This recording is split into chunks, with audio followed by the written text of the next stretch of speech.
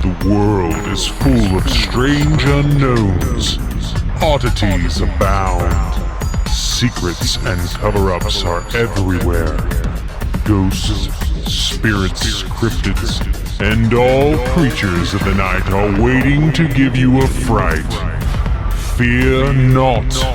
Through light and fire we will expose them to the light. Welcome to the Dragon's Nest. Here is your host, Will Lindsay. Hey everyone out there in podcast land, welcome to the Dragon's Nest. As always, I have my lovely co-host, Miss Karen, over here sitting with me. How are you tonight? I'm doing fabulous, sir. How are you? Oh, just wonderful. Just wonderful. So we're kind of recovering from our tarot episode last week. This week we're going to take a little break from pointed stories and do more of a paranormal news segment, and we'll cover the gambit of conspiracy, aliens, and ghosts this week. But before we get started, I think it's very, very interesting that post-tarot analysis of the presidential candidates last week, there was an article that came out on August 12th by the Associated Press, specifically Josh Letterman, talking about how Trump came out with some rare humility and concedes that he could come up short. So you think maybe he listened to the Dragon's Nest podcast last week? Okay, Will, we all know you're great at the tarot cards. We all know this already. You don't have to prove it. Well, he needed a little help. That was obvious. According to his poll numbers, anyway. But we're not going to talk politics. As I said last week at the Dragon's Nest, we don't care about your politics unless it's a conspiracy. Right. So tonight, let's get started with a little conspiracy. What do you think? Yeah, definitely. I love conspiracy theories. So the first news story that I have tonight comes from the Inquisitor.com and specifically John Thomas Didymus. That's a mouthful. That is a mouthful. Mouthful of John Thomas. That's for our British listeners. So, UFO cover-up. Uproar after NASA announces shutdown of ISS live stream for good. NASA is trying to hide something from us, conspiracy theorists say. That's a long title, but that was the title of the article. That's just a title, guys. We're not done yet. Good gravy. The UFO community is up in arms after an announcement by NASA that it is shutting down the International Space Station live video feed for good. The decision has sparked uproar among members of the alien and UFO conspiracy theory community. UFO hunters are saying that NASA's decision to shut down the live feed permanently, last-ditch effort to hide UFO evidence. NASA announced in a statement published on its website on July 29th that it will begin phasing out the ISS live stream in August and discontinue it on September 1st. The live stream has served as a prime source of UFO evidence for members of the online UFO community since it was introduced a few years back. NASA's television space station live program will be phased out in August and discontinued September 1st, NASA in the statement published on its website. The statement sparked a flurry of responses from UFO fans, such as, I suppose NASA finally had enough of mainstream news outlets reporting on the UFOs from the streams or a big event is coming up. An enthusiast comment. This will allow NASA to edit in things rather than just take them out. We own those cams, another UFO hunter said defiantly. We paid for them. NASA tried this before and people complained, and NASA was forced to put them back online. But some conspiracy theorists claim there was never a live feed because NASA was never really live streaming from space. I guess that's one of the moon theories, that we didn't actually land on the moon. So we're not really orbiting the Earth in a space vehicle or a station. This is typical NASA bait and switch, a conspiracy theorist declared. There is no ISS in space. This has all been CGI, even these UFOs. I think some people ought to lay off the little ganja, don't you think? I mean, but other UFO fans argued that the motive behind NASA's latest move is clear, coming soon after a series of claims by UFO fans that they caught the agency covering up evidence of UFOs by shutting down the live stream. The Inquisitor reported in July that alien hunters claimed to have stumbled upon a video recording of an astronaut using the term gospel, in quotes, as code word for aliens visiting the ISS to hold exopolitical meetings with astronauts. So our astronauts are diplomats. They're really in space to be diplomats. You know, Apparently. I personally believe that there are aliens out there, because if there's not, then there's an awful big waste of space out there. But are we not to the point yet where we can know for sure that there are aliens? I mean, I'm sure that if there are aliens out there, we're not going to know anything until we have something huge happen where they show up in their giant. So they land on the White House lawn Exactly. and ask to speak with our leader. But, I mean, you've seen the movies, and I don't know if it's exactly like that, but, I mean, there's also conspiracy theories out there that the moon isn't real, that it's, you know, it's just... That's no moon. That's a space station. But they say that the moon itself is just, Cheese. it's, no, it's just like CGI Wasn't sure you were or going there. some kind of CGI or some kind of, video that they're just that they're just putting out there for us to be able to see. I heard on the dark side of the moon that there's a transformer base Oh, that geez. crashed. Oh, wait, that was a movie. I'm sorry. Yes. But there's tons of conspiracy theories out there about, the moon and what's NASA holding from us and things like that. But, I mean, I don't know. As a society, are we ready to know for sure that there are aliens out there, to have 100% substantiated proof that they're there?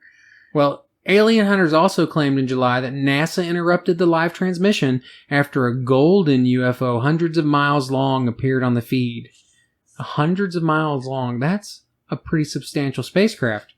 The agency was also accused of cutting live transmission as an orb UFO approached the ISS to dock with it. I guess we're back to those diplomat situations. Earlier in January 2015, a claim by UFO hunters that the agency cut the live feed as a gray UFO appeared went viral online. Similarly, in April of 2016, alien hunters claimed that the agency shut down live video transmission after cameras captured a horseshoe-shaped UFO approaching the ISS. A horseshoe-shaped. Wasn't that the shape of the alien from Alien, the spacecraft on Aliens, when they land for the first time, and even on Prometheus? I think that was a horseshoe shape. Yeah. So apparently... According to the UFO hunters, NASA decided to shut down the live stream permanently to save itself the trouble of having to shut down the live stream each time a UFO appears. They are tired of this, Karen. Tired. I mean, they every day they're shutting it down. They obviously show up pretty often. But NASA has repeatedly denied allegations that it was trying to hide UFO evidence by cutting the live stream. According to the agency, it never interrupts live transmission from the ISS to hide UFOs flying near the space station. Interruptions of video transmissions are due to loss of signal, for God's sake. But NASA's explanations were received with skepticism, and alien hunters accuse the agency of lying. Several online bloggers have reacted to NASA's latest announcement. I can see why NASA would want to shut down the live feed, UFO hunter Scott C. Warren commented on his UFO sighting daily blog. It is teaching the public that aliens exist, and if the public learns that, then NASA is no longer needed. Last time was 2 years ago, and I organized a group of readers to tweet to @NASA until they decided to leave the cams up. It worked, but now they're doing it again, he added. Another angry UFO hunter, oh, I like this one, Son of Ma Barker, Oh, okay. that's his name, commented on YouTube. They, meaning NASA, have decided to end the live feed from the International Space Station, he wrote. The ending of this live feed is yet another example of why NASA is not to be trusted in telling us the truth. There is really no other reason to do this.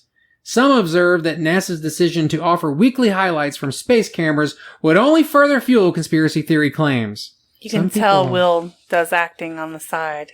Some He people read get that really so well. angry about these things. They just get a little too angry about their aliens. I mean... Well, the thing of it is I mean, I can't really see that NASA would not want us to know because they don't think that they would be needed anymore. I mean, if we found out they were aliens, NASA's probably the only place we have that would be able to do anything about it. So I don't think that that's necessarily true. I think that, again, I think that we're going back to if there was substantiated proof that there are aliens out there, are we as a society ready to know that? I mean, to me, I probably would be worried about what their intentions are, but I mean, honestly, are we ready for that? I think there's too many movies that hype it up of, they're going to come destroy the world or kill us all for our resources or I think most people in the political arena and in government would see or feel that knowing that aliens exist might destabilize the entire Earth's population because they're afraid that they won't be able to handle it because I'm Christian or I'm this or I'm that, and because I'm a Christian or this or that, if aliens exist, then they believe that that would mean that every form of religion that we've ever practiced is incorrect. And so I think they feel that that would destabilize the planet and cause riots and chaos and whatever because people just would not be able to handle that information. That's what I think. But, hey, I'm just a layperson over here. And so with that, on to the next story. Again, another conspiracy. Oh, I love conspiracies. And this is something we were talking about off show. You were telling me about something you watched on YouTube about Pokemon Go. Mm-hmm. Well, this article is entitled Pentagon says Pokemon Go threatens the U.S. national security. I think you said that, and this was by Shane Dixon Kavanaugh with Vocative, by the way. Mm-hmm. But you were talking about a YouTuber that you were watching, and they were talking about in China and some other places. Right. I love Shane Dawson. And if you haven't checked out his show, then Shane Dawson. I definitely would check it out on YouTube. He's a very funny guy, but he likes to do a lot of conspiracy stories.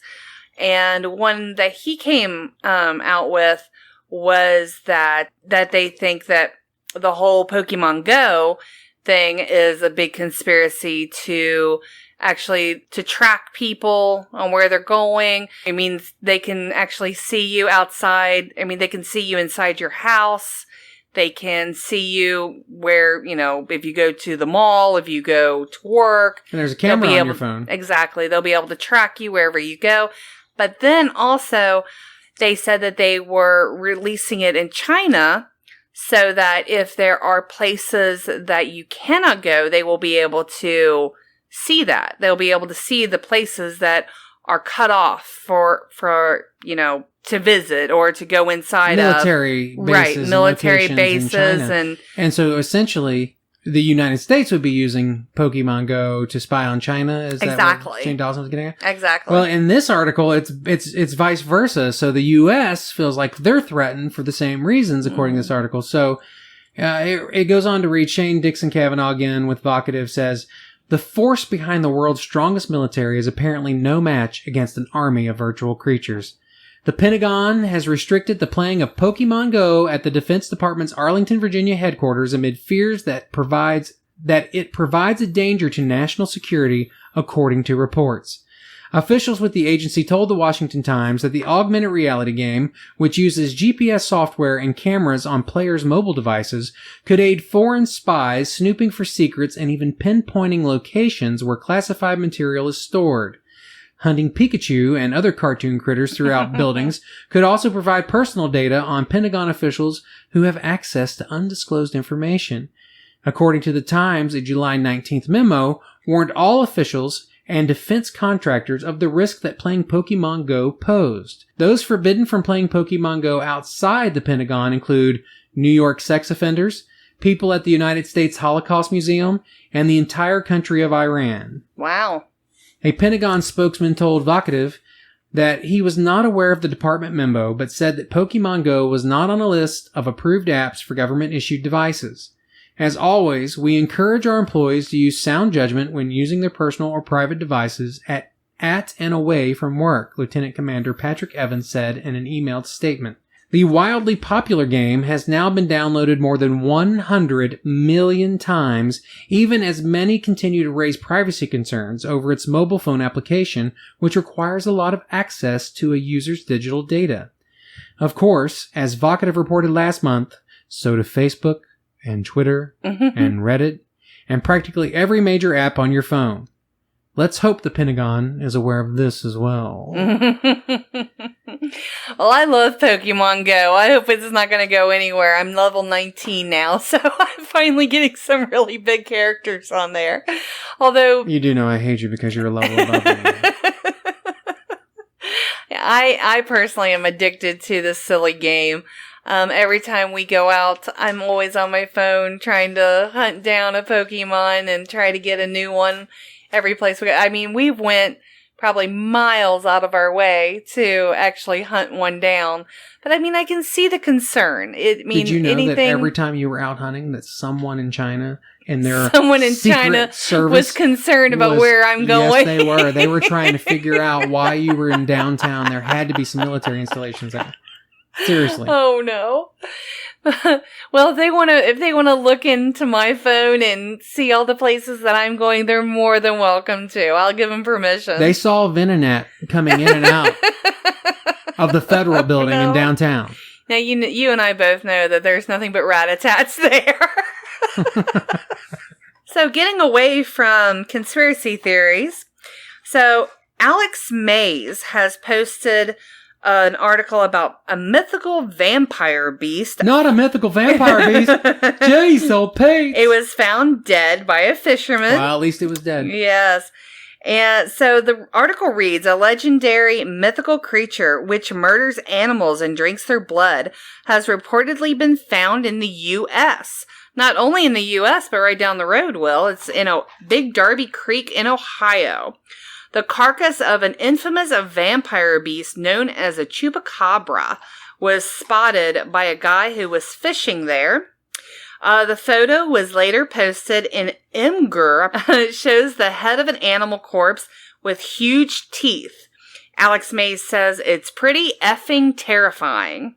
He goes on to say, the guy wrote, I was wading the creek, fishing the smallmouth bass, when I stepped onto a small island and nearly tripped over this chupacabra carcass. This comes just over a month after a chupacabra was reportedly killed in the Ukraine by a pitchfork wielding villager. Was Frankenstein nearby? Oh, with the torches even. The photographer explains that unfortunately they couldn't send the corpse to the labs. Unfortunately. The guy said, I was tempted to, but didn't want to sling that mess over my shoulder. I returned a few days later, and the carcass was gone. Right. Alex Mays goes on to say, seems a bit too convenient if you ask me. And it seems others were skeptical too, with commenters suggesting it could actually be a dog or a wolf. Whatever it is, it's something I definitely would not want to find in my back garden. So before we talk about this article, you know, the quotes that this guy has here, I mean, in my head, this is kind of how I hear it. I was wading the creek fishing for smallmouth bass when I stepped onto a small island, and I nearly tripped over this chupacabra carcass right here. I mean, you kind of hear that? Like, that's how I hear it. This guy is just right over the river. You never know. But honestly, to look at the picture, it seriously does look like either it looks like a dog that met a very bad end. Yeah, a dog or a wolf, something along those lines. But I'm not, it really doesn't look like the mythical chupacabra, if I'm even saying that right. Chupacabra. I'm saying it completely wrong. But, no, it really does look like a poor dog or a wolf met its end out there, probably trying to, catch something out in the water and then, got stuck. But, it's, well, I'm telling you what, when you're fishing for them smallmouth bass, you could come across anything. That's dang right there. You know what I'm saying? I don't know, there's a lot of chupacabra sightings all over the world, but we'll do a cryptid show some point in time. We'll do some chupacabras. We'll try to get some Bigfoot on there. We'll do some of that stuff. But if you want to check that out, go to our social media sites, Facebook, Twitter, Tumblr. And if you want to find our social media sites, All you have to do is go to www.dragonsnestpc.com. That's dragons with an S, nestpc.com.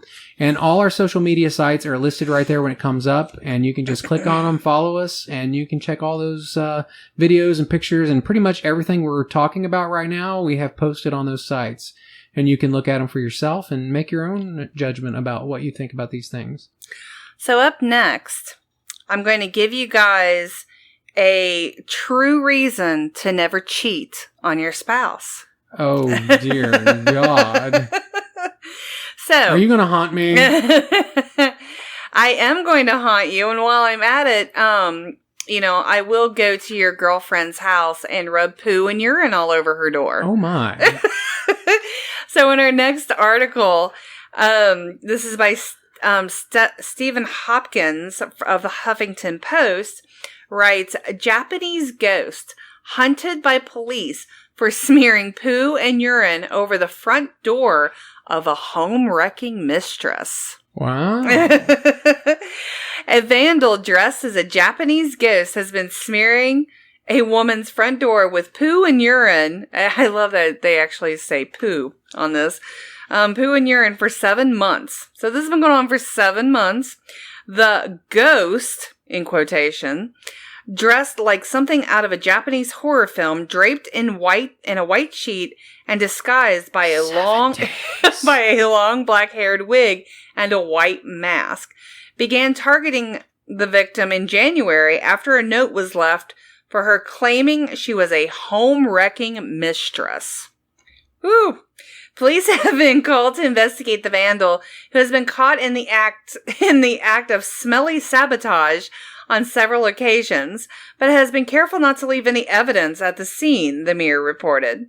The ghost, again in quotations, has been filmed arriving at the victim's front door in Dali City in southwestern China's Yunnan province, with plastic bags on its feet and feces in ready-to-go smear bags. Of course, that's how you have it. If I'm smearing feces, I want some ready-to-go smear bags. On one occasion, it used an umbrella to protect its face. So the victim, known only as Ms. Yang, claims she was targeted shortly after a note was left outside her door, which she falsely alleged had broken up with someone else, or she had broken someone else's family. So she had broken up someone else's family. What you're saying is, let me just make sure I understand the story so far. Mrs. Yang was playing with Mr. Yang. Yes, exactly. Or was it with his Yang? Oh, no. After being targeted an unlucky 13th time, Yang took matters into her own hands, installing a CCTV camera outside her door as the building's surveillance system was broken. Eventually, the mystery was solved when the ghost turned up, which Yang believes is a man in fancy dress. She has handed the video evidence to the police, who are now investigating the vandalism. However, that hasn't stopped the vandal, who's since struck again, targeting not only Yang's door, but also her CCTV camera on July 25th. Police are now said to be keeping a watch on Yang's property. So, yeah, guys, yeah. Maybe she shouldn't mess with married men. Yeah, maybe. I was going to say, I think that the true story here is don't go around messing with a married man, or you might get poo and urine smeared all over your door. I think it's unbelievable that this person, she has to be collecting this poo. Yes. That's disgusting. It is totally disgusting. I'm just wondering if this is her poo or maybe dog poo. Well, I don't know if I would hope this, but I would think if I'm smearing the poo, obviously, I'm not going to use my own because you could probably get some DNA evidence out of that. So, are they going to go that far at doing this? You get when you start looking into the facts behind this. Police might be like, to me, I'm almost to the point of well, she kind of had it coming. She kind of broke up the family, and Well, all I can say is she definitely is committed to continuing the smearing of the poo. Well, I definitely know. I definitely have met some females in my life that I wouldn't put it past them. I think maybe you've made your point. Now it's time to move on at this point. Definitely. But hey, guys, are you looking for a house for sale? All you ghost watchers out there. So, by Joe Holloman, St. Louis Post, posting that there's a house for sale on Plant Avenue in Wester Grove. And this looks house... like a pretty normal type house, This house is beautiful. It is absolutely gorgeous. So let me just start off by saying this does have a haunting history. And it's for sale right now. So if anybody listening wants to buy this house, it is yours if the price is right. The price looks like it's about $550,000 for this haunted house. So if you're looking for the supernatural sale of the century or just a house with an interesting history, you're in luck. The house on Plant Avenue is up for sale. The house on Plant Avenue in Webster Groves has a haunting history. The Webster Groves home that one local spirit expert, Robbie Portaway, calls one of the most intriguing haunted sites in St. Louis.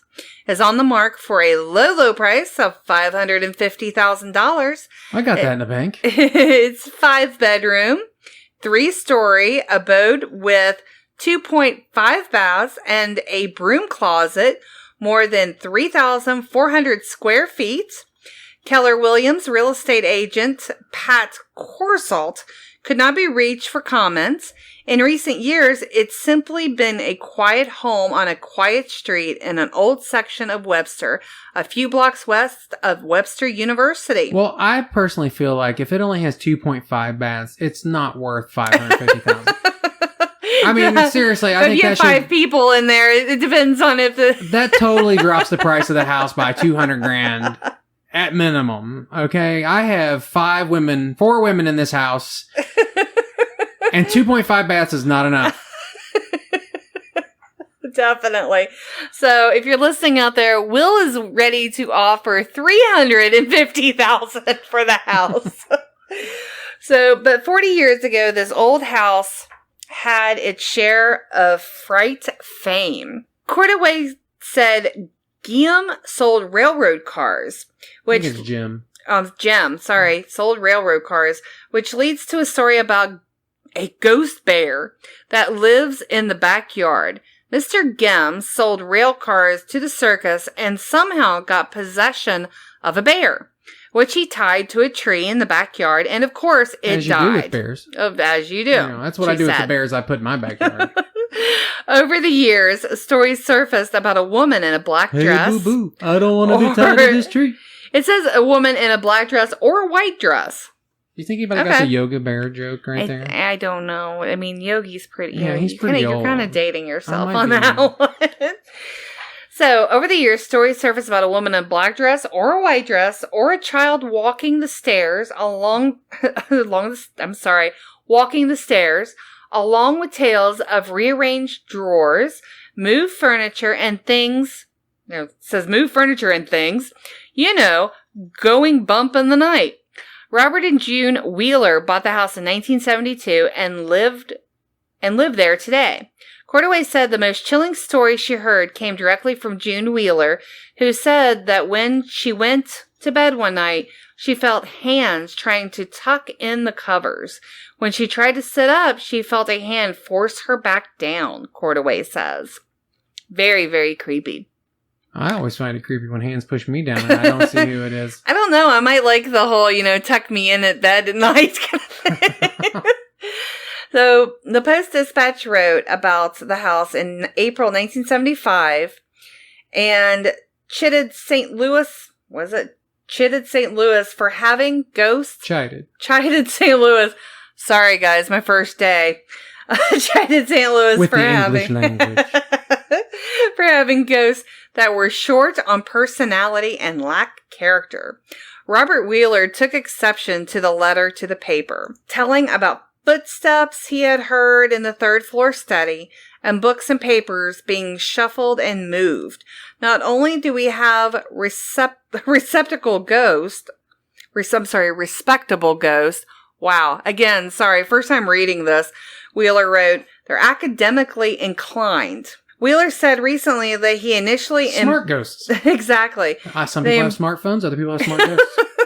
Wheeler said recently he initially embraced the phenomenon, but then decided to simply live quietly and raise 3 children at the home. We started to depress the stories, turn down interviews with the media. Wheeler said haunted houses either die off or they get commercialized. We're glad ours didn't get commercialized. I can see how that would be a pain in the butt if, your house is said to be haunted and you just bought this house and now everybody's coming to your house all the time. And especially in this culture right now. Wanting interviews, constantly wanting to take pictures. Probably when they first bought it wouldn't have been a big deal. But today, they would have so many people stopping in front of their house wanting to see it. And I could see if you just want to sit back, live your life, you wouldn't want anyone to know. Definitely. I mean, going back to the whole Amityville house, the person that lives there now says that they haven't experienced anything since they've moved in. They've lived there for years. So, I mean, are they telling the truth, or did they get tired of people showing up there on their doorstep, constantly wanting interviews, constantly wanting to ghost hunt? They just want to be left alone and try to make it go down, die it down a little bit. Exactly. Repress the energies. And, I mean, you have to think about more people walking through the house, more energy it's going to have. Well, I would personally like to see this ghost bear. Seriously, how many people have seen a ghost bear? You don't really hear about animal spirits too much. I mean, they're out there, but you don't hear anybody who's really seen a lot of animal spirits just haunting the home haunting it. It's not something that I think you commonly hear about. You hear about people hauntings and whatever, or, you'll hear about animal shadows or things like that, but it's rare that you actually have a ghost bear. So I think that's kind of an interesting aspect. I want to see that. I think I would like to see the ghost bear as well. That would be something to write home about. Yeah. But it's kind of sad. He tied it to a tree, and basically it just passed away tied to a tree. It's kind of unfortunate for the bear, I guess. It's very sad, definitely. But, we've talked about this before of energy, whether you die happy, you die sad, you die miserable, if there's a strong energy left behind, I think that's kind of what causes hauntings a lot of times, or unfinished business. But for an animal, it could have been a lot of energy left behind by just it being trapped. I mean, this is a wild animal we're talking about that wants to be free. Obviously, would be a traumatic event if I was a bear. Oh, definitely. You're used to roaming free. Of course, he was a circus bear, or what it made it sound like. So he probably wasn't used to having total freedom, but I'm sure he wasn't tied to a post either. He was probably in a cage or something where he can move at will. So I don't know. It's kind of sad. It is just definitely sad. The tucking in part, maybe not so sad. You could as long see as you're not getting tucked in by a bear. Well, true that. But you could see somebody's mom tucking them in at night, and then the kid's like, "But I want to get up." No. Go back to sleep. Keeping the kid down, a little bit. I mean, it didn't sound malevolent. No, that doesn't sound malevolent at all. I mean, I think it might be a little creepy if I want to get up and get a drink of water and there's something pushing me back down, but... Well, I can't help you there. From spooky houses on sale, to a archaeology story, which I found very interesting, and it ties into the supernatural paranormal because it might be an ancient grimoire or a book of spells. Oh. So archaeologists have unearthed a series of 2,000-year-old magic spells in Serbia. Fiona McDonald on ScienceAlert.com writes, researchers in eastern Serbia have discovered a series of magic spells etched onto tiny rolls of gold and silver, buried alongside the remains of humans who died almost 2,000 years ago. The incantations seem to invoke divine powers to do good or evil, but the researchers are still trying to translate exactly what they say and what they were used for. The alphabet is Greek, that much we know. The language is Aramaic. It's a Middle Eastern mystery to us, Chief Researcher Miomir Korak from the Archaeological Institute in Belgrade told Reuters. We read the names of a few demons that are connected to the territory of modern-day Syria, added one of the team, Ilya Dokovic. The spells were found inside a small lead amulet. carved into fragile sheets of precious metal alongside decorative symbols. Each incantation was only around the size of a candy wrapper, but still would have been incredibly valuable at the time. I would say it's incredibly valuable at this time. It's on gold and silver. Personal opinion there. But, I mean, even more so that it's got these ancient spells on it. But, I mean, they must have really valued these spells to put them on gold and silver, because that was just as prestigious back then as it is today. The burial site is near the modern-day city of Kostolac, which was the site of the Roman city Viminicium between the 1st and 6th century AD. It's estimated that the latest remains and the spells were buried around the 4th century AD. The researchers have yet to conduct a full analysis on the scrolls or carbon dated them yet, so we can't read too much into the discovery just yet. But while this is the first time archaeologists have discovered something like this in Serbia, they've seen similar tablets of binding magic in other countries, such as the UK and Egypt. The difference in those cases is that they're more often found in the form of tablets carved into people's tombs. Binding spells were usually written to benefit or curse the living, but people would bury them with the deceased in hopes that they would carry them either to angels or demons in the afterlife and force them to do their bidding.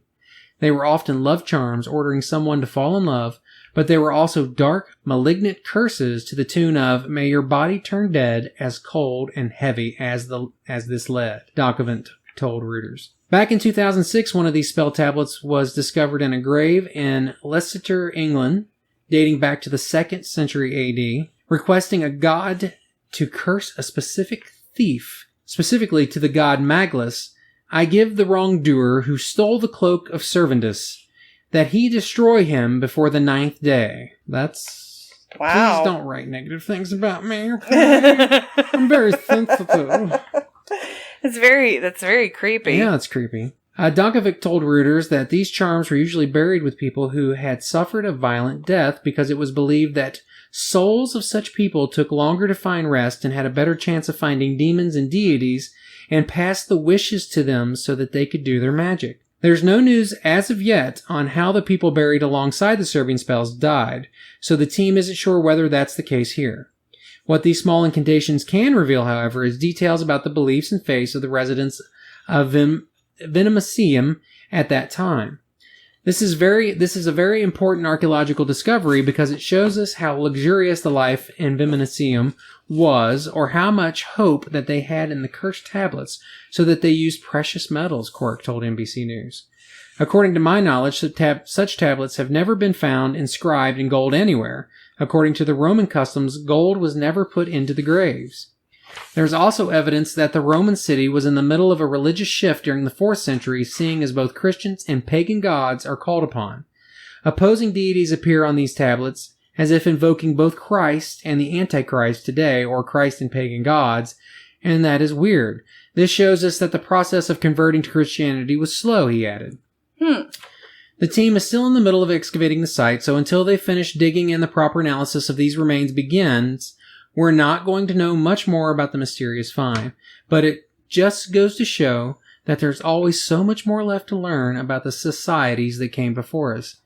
That's a very interesting article. You know, I mean, we know about Egyptian cultures and Greek cultures and their beliefs in gods and deities, and, you know, of course they worshipped, and we know that they had spells. The Egyptians had spells for the dead, spells for the sun, the god Ra, and Anubis, and all these other different spells. And depending on what you're priest of, you would have a certain set of spells for your deity, I'm sure.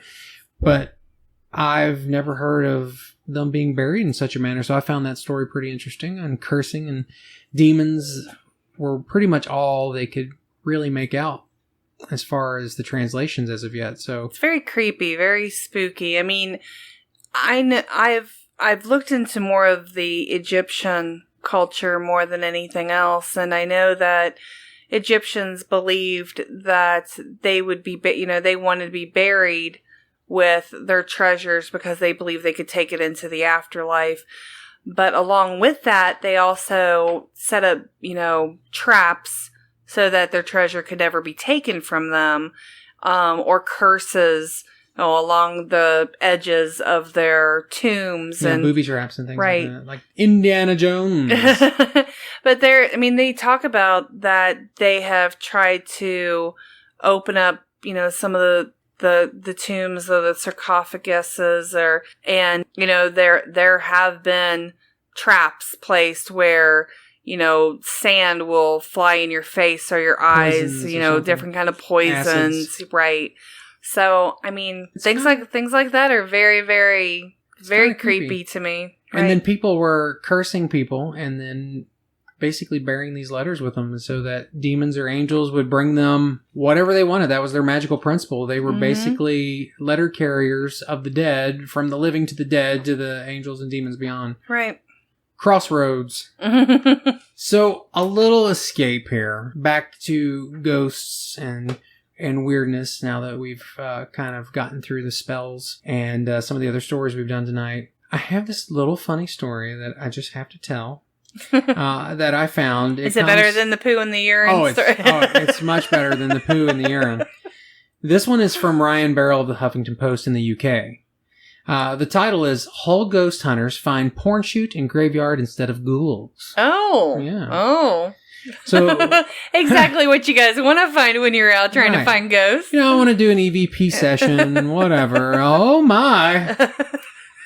I know what I caught on tape. So a group of ghost hunters were trawling a cemetery in Hull, which is in England, for paranormal activity when they stumbled upon much more than they bargained for.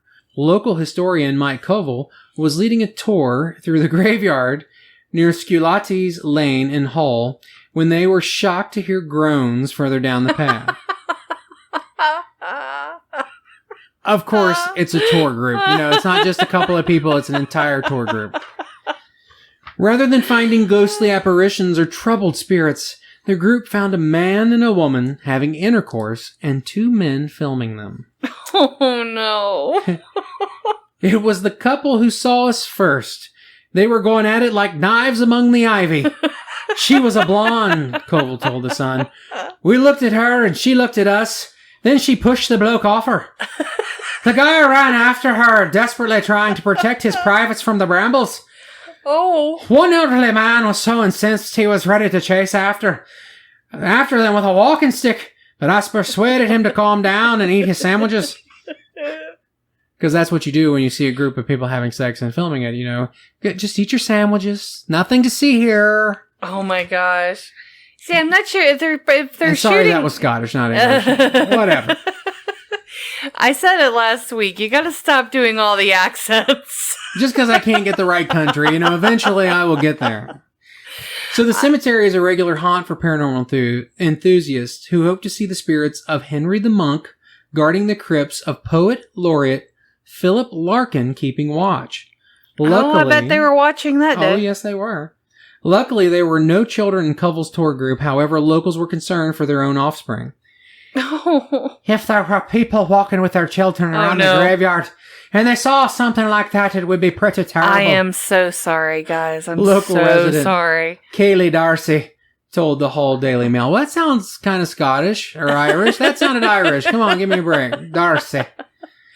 I've got a little boy and I wouldn't want him seeing that. I wouldn't want to know what to do. It's not very nice to see it all. Our tuners just tuned out right there. They're done. So the next time you go ghost hunting and you hear what you believe is supernatural moaning and groaning, it might not be. Just saying. Just saying. So next we have more of a, I don't know, maybe more of a serious topic, but what the people are considering a true miracle. The statue of Jesus. You choose this story to do after my porn in the graveyard cemetery story? Don't let him fool you guys. He chooses the order. But the statue of Jesus opens his eyes in church. It is quoted as a miracle which has left priests and paranormal investigators baffled. This is a story by Rachel Bishop with The Mirror in the UK. So, in the same area, except I'm not going to do the crappy accent. So that's the transition. I see. Paranormal investigators claim the spooky clip has been doctored after spending weeks investigating the eerie claims. Spooky footage of Jesus' statue opening its eyes has left some believers claiming it's a miracle. Which again, you can see on our social media sites. Yeah, definitely go check this out. There's a video on our social media sites, and I asked Will to pull it up before we started the podcast tonight because I wanted to see it for myself, and it looks real. I mean, the eyes definitely look like they're closing, but opening. I'm sorry. And then closing. They look like they open and then they close, and I really couldn't see the opening of them, but the closing of them, I mean, it looks very, very real.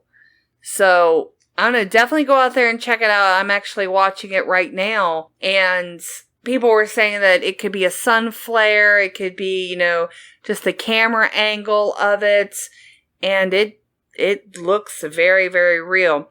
Paranormal investigators have scoured over the video, which appears to show the figure quickly open its eyes in the church in Mexico.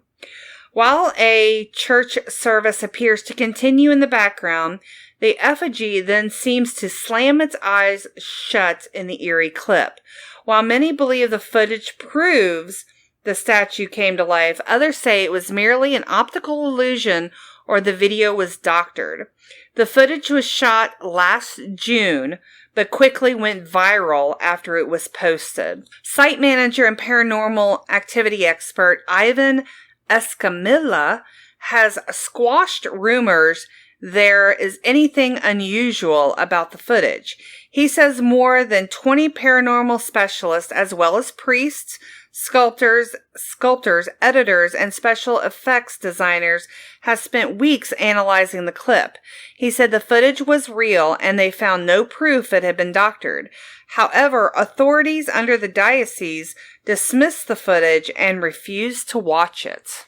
That's kind of interesting. Like, I don't see why they would refuse to watch it, because they usually listen to claims and things like that and then investigate it for themselves. So, it's kind of strange that they would refuse to watch it. Yeah, it's very weird that they refuse to watch it. I mean, especially since, the Catholic Church is the one that does exorcisms. They're the ones that... I would think that if they really thought that Jesus opened his eyes for 2 seconds, they would want to see that video. Right. I personally would, because the Virgin Mary and Fatima and people seeing her all over the place. There's even been sightings like in that farm in Falmouth, Kentucky, where they saw the Virgin Mary. Right. And years and years and years ago. And a lot of times, they'll send researchers out to see if they can either disprove or ratify these type of claims. Right. And I kind of find that part of it hard to believe. So maybe they've seen the video and they're just trying to squash it because they know it's been doctored. That would be my best guess on that. It very well could be. It was just, like I said, definitely, guys, if you don't want to watch anything tonight, definitely go and watch this one and give us a comment on what you think. Because, I've watched it a couple different times, and I can't really see where this could be an optical illusion. Maybe it is. Maybe it's the angle. Maybe there was some sun flares that made it look that way. Or it could be CGI, superimposed imagery. That's also possible. But they're saying that they have looked through the footage, and there's definitely nothing that's... there's nothing there that shows that it's been doctored. So check out the story on our social media sites. Let us know what you think. Is it a doctored video? Do you think it's real? Did Jesus really open and close his eyes in this video? Let us know what you think. And moving on to a story that I found on Reddit is about a couple of sisters, and she's basically, her name is Beauty Guru 92 is what she goes by on her post in Reddit. And her plea is, sister is experiencing a paranormal entity, need help, advice.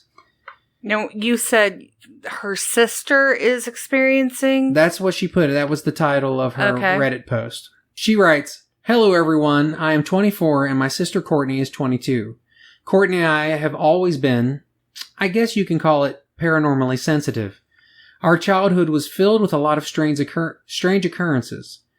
We would constantly hear cabinets shutting in the next room when our parents were definitely asleep. We would hear footsteps running up and down our stairs when it was only us two in the house, and when we investigate, there is nothing. One moment in particular is when we were both upstairs in an old Methodist church which doubled as a school, and our mother was a pre-K teacher, and one day after school, we went upstairs to do our homework while our mom and everyone else was across the street for a teacher's meeting. It was around 5 p.m., all after-school programs were done, and no children were in the building besides me and my sister. While we were doing our homework, we heard what sounded like a small boy laughing and someone running up and down the hallway next to us. At first, we just thought, okay, it's probably just one of the other teacher's kids just playing in the hallway. We kept hearing it a few times, and finally, I went to the hallway to ask the boy to be quiet, but no one was there. I checked the doors in the hallway, but all were locked, and the lights were turned off. I thought it was weird, but I just shook it off. I went back and sat down and told Courtney that I couldn't find anyone.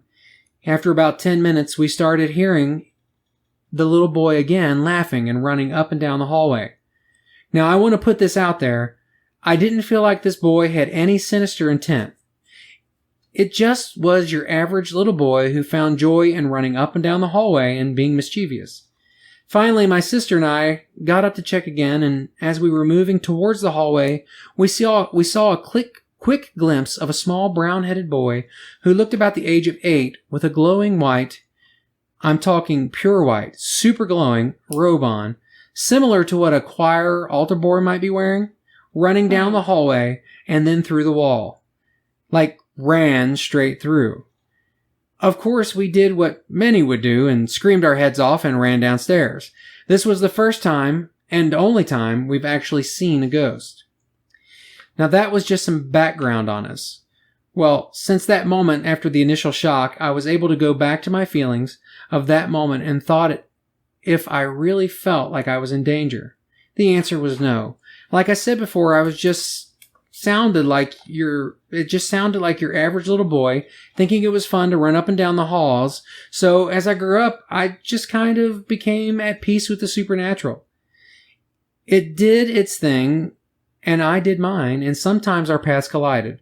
I would experience feelings of extreme depression, angry, and more common feelings of extreme confusion that I just knew were not my own feelings. It was like I could feel what the supernatural entity was feeling. I just lived my life experiencing those things and just accepted it. My sister, on the other hand, was different. Courtney began to experience the supernatural long before I really did. She would hear voices, arguing constantly when no one was there. She would have to take baths and put her ears under the water and then put her hands over it to make it go away. She has woken up to seeing a shadowy silhouette of a tall man standing over her. She has been woken up by the feeling of a static shock on her face multiple times. The TV in her room will randomly turn on at night. She will sometimes feel some breathing on her neck, and she is terrified. She just tries to put it out of her mind, and she's filled with fear. Well, last night, my sister was using the bathroom in the middle of the night in her new house. She has been moved for over a month now, and she heard something growl. She described it as a combination between a large dog and a human growling, and then the bathroom door opened. She said it opened about the length between your thumb and your pointer finger, so it didn't open significantly. She was scared, but tried to ignore it, and went to push the door closed. Upon trying to push the door closed, she said she could feel something push from the other side of the door, and she was unable to shut the door closed. She jumped back and screamed, and that was when her husband ran through the door and saw her. I need some help and advice. I'm getting worried about her. She feels like she's in constant danger, and I'm starting to think whatever is there with her now isn't too happy about her being there.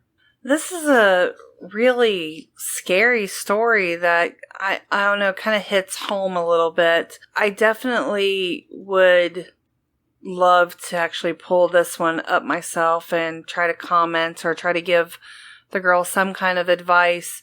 You said you found it out on Reddit, correct? That's correct. So guys, definitely if you have some sound advice for this this girl, definitely go out there and try to, give whatever advice you can. It definitely sounds like something demonic is threatening this poor girl. And my understanding of demonic entities is that they can follow you. And it sounds like that's kind of what this girl's been going through her whole life, but now it sounds like it's gotten really angry. So I don't know if it's unlikely she's hearing me right now, but if you are, I definitely would reach out to probably the church or some kind of demonologists that are out there. Nowadays you can Google them and they come up. Make sure you get a reputable source. I mean, I would try to find someone, I've often given this out, but Darkness Dave at Darkness Radio, he has a list of people that he trusts and things like that. And of course, he helps out on the Ghost Adventurers a lot. So he has a lot of resources and contacts. And definitely. He's always willing to receive an email, and he'll email you back and give you some people that might be able to help you.